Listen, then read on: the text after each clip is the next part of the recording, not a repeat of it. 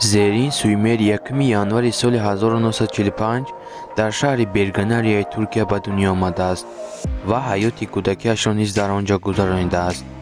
Зеррин Сuymer як ҳунарпешаи театр ва филм дубляжи Туркия аст.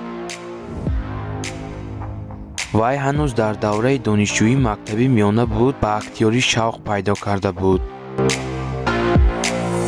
Зеррин Suymer дар бахши театрии консерваторияи театри шаҳри Анқара таҳсил кардааст. пас аз таҳсил вай ба ҳайси ҳунарпешаи театри давлатӣ ба кор шурӯъ кард. ба ҳайати марказии фарҳангӣ Бешикташ пайваст. баъдтар Зеррин ба саҳнаи Анқара гузашт. вай дар театр бо хислати худ Телевина Ҳали Хондум шинохта шуд. актриса дар бисёр филмҳо ва силсилафилмҳо нақшофарӣ кардааст. инчунин дар барномаҳои гуногуни телевизионӣ иштирок кардааст. дар соли 2014 ӯ дар силсилафилми бисёр Шохаи Зайтун бо тахаллуси Кемилан нақшофарӣ кардааст. Зеррин Suymer бо Гунаи Тунҷел издивоҷ кардааст ва соҳиби фарзанд низ мебошанд. мегузарем ба филмҳо ва силсилафилмҳое ки Зеррин Suymer нақшофарӣ кардааст. Зеррин Suymer аввалин маротиба соли 1987 дар силсилафилми бо номи Кайрулук Юлдуз нақшофарӣ кардааст. соли 1995 ӯ дар силсилафилми Бир Дели бо тахаллуси Тевиҷ нақшофарӣ кардааст. соли 1999 ӯ дар силсилафилми Сен ҳиҷ Отесбеги Гордунлу нақшофарӣ кардааст. соли 2001 бошад ӯ дар силсилафилми Бизон Тели нақшофарӣ кардааст.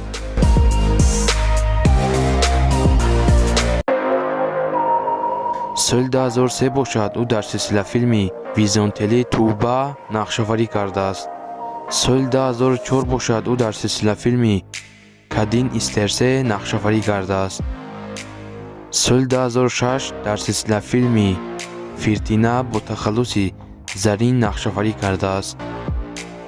соли 2007 бошад ӯ дар силсилафилми Зораки Коса нақшофарӣ кардааст.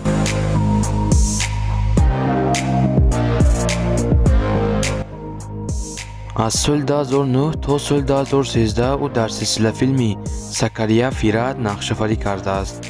соли 2011 ӯ дар силсилафилми Сакли Ҳаятлар нақшофарӣ кардааст.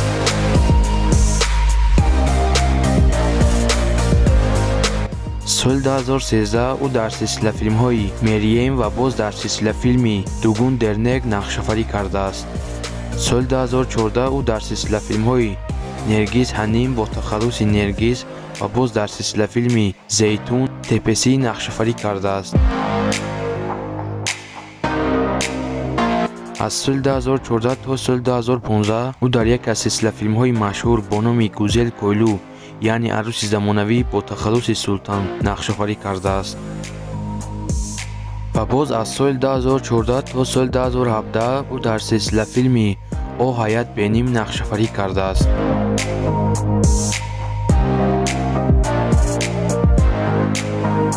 соли 2015 ӯ дар силсилафилмҳои Кара Бели ва боз дар силсилафилми Ҳаят Ойпигидӣ нақшофарӣ кардааст.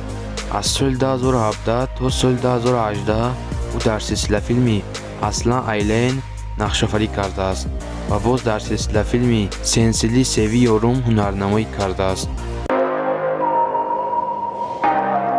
соли 2019 ӯ дар силсилафилми Сефири Кизӣ нақшофарӣ кардааст. соли 2020 бошад ӯ дар силсилафилми Сабит Канса Сон Сару нақшофарӣ кардааст.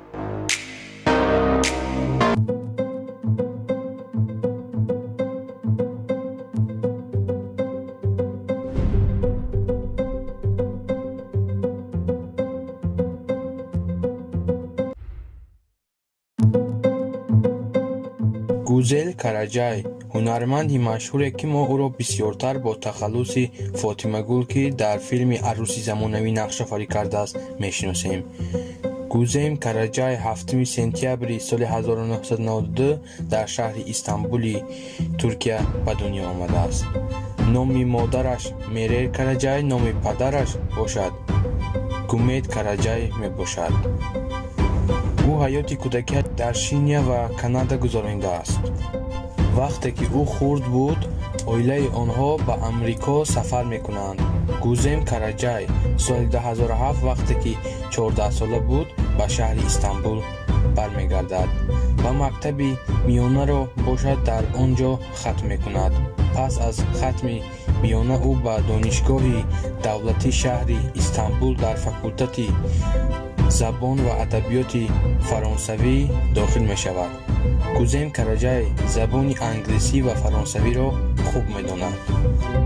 баъди дохил шуданаш дар донишгоҳ, Гузем Караҷай тасмим гирифт ки дар озмуни зебои мисс Туркия, яъне зебосанами Туркия иштирок намояд. ин озмун 2 июли соли 2011 баргузор шудааст. дар ин озмун бошад ӯ ҷои дуюмро ишғол кард. Гузем Караҷай аввалин маротиба дар силсилафилми Муттеше Лизо дар мавсими якум нақшофарӣ кардааст. ва ногуфта намонад ки Гузем Караҷай 16 сентябри соли 2017 бо дӯстдоштаи худ, яъне Кегме Киҷи оила барпо мекунад, яъне хонадор мешаванд. Гузем Караҷай соли 2011 дар силсилафилми Муттеже бо тахаллуси Чарӣ нақшофарӣ кардааст. соли 2012 бошад дар силсилафилмҳои Эмрин Элӯ бо тахаллуси Гунеш Санҷака ва боз дар силсилафилми Эве Душе Ялдирум бо тахаллуси Музес нақшофарӣ кардааст. аз соли 2013 то соли 2014 дар силсилафилми Бенам Ҳала Ҳумудум бо тахаллуси Умод Озден нақшофарӣ кардааст. соли 2014 ӯ дар силсилафилми Сене Севери Аданум бо тахаллуси Эзел нақшофарӣ кардааст. аз соли 2014 то соли 2015 ӯ дар яке аз силсилафилмҳои машҳур бо номи Гузел Койлӯ, яъне Арӯси замонавӣ бо тахаллуси Гул нақшофарӣ кардааст. соли 2016 ӯ дар силсилафилми Истанбул Суканглару бо тахаллуси Азмӣ нақшофарӣ кардааст. соли 2017 ӯ дар силсилафилми Игеник Фрунта бо тахаллуси Дениз ва боз дар силсилафилми машҳур Кара Севда бо тахаллуси Мерҷан Кучук Артак бо тахаллуси Чере ва боз дар силсилафилми Оилавию Ду бо тахаллуси Султан нақшофарӣ кардааст.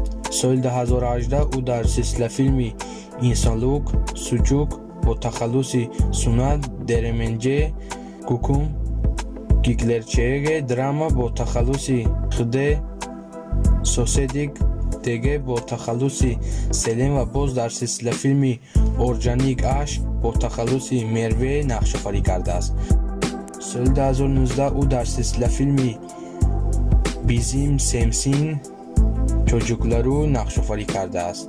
аз соли 2020 то инҷониб ӯ дар силсилафилми Шемпион бо тахаллуси Элиса нақшофарӣ кардааст.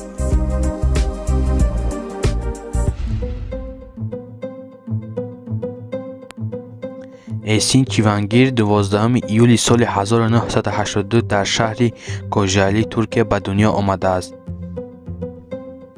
Эсин Чивангир як ҳунарпешаи филмҳои туркӣ ва телевизионӣ аст. вай дар сериали Киштинон нақши Челро иҷро кардааст. актриса баъдан дар бисёр сериалҳои телевизионӣ нақш офарӣ кардааст. инчунин дар филми Бо куҷо рафт нақш муҳимро бозӣ кардааст. баъд аз он соли 2014 Эсин Чивангир дар филми Арӯси замонавӣ бо тахаллуси Қумрия нақшофарӣ кардааст. дар силсилафилми Арӯси замонавӣ шӯҳрати бисёр ёфтааст. мутаассифона дар бораи ҳаёти шахсии актёр ягон маълумоти пурра нест. мегузарем ба силсилафилмҳое ки Эсин Чивангир нақш бозӣ кардааст. ӯ дар солҳои 2002 дар силсилафилми Хлебная лапка ва дар соли 2004 дар силсилафилми Балшая Австрача, соли 2006 бошад дар силсилафилми Что значит ва дар соли 2007 бошад. дар силсилафилми Пусат нақшофарӣ кардааст. соли 2008 бошад дар силсила филми моямам ва анге, соли 2013 дар силсила филми вор серса нақшофарӣ кардааст ва солҳои 2014 дар силсила филми гузел койлу яъне арӯси замонавӣ дар нақши умрия нақшофарӣ кардааст ва соли 2015 бошад дар силсила филми базер илурсон ва дар соли 2019 дар силсила филми неслиҳан нақшбозӣ кардааст. ин буд қиссаи хурдакаке дар бораи Қумрия. барои пешрафти кори мову шумо дар комментария фикру ақидаҳоятонро нависонед ва дӯстони худро низ даъват намоед ва дар канали Шараф Медиа обуна шавед ва лайк гузоред. то барномаҳои оянда худо ёру мададгоратон бод.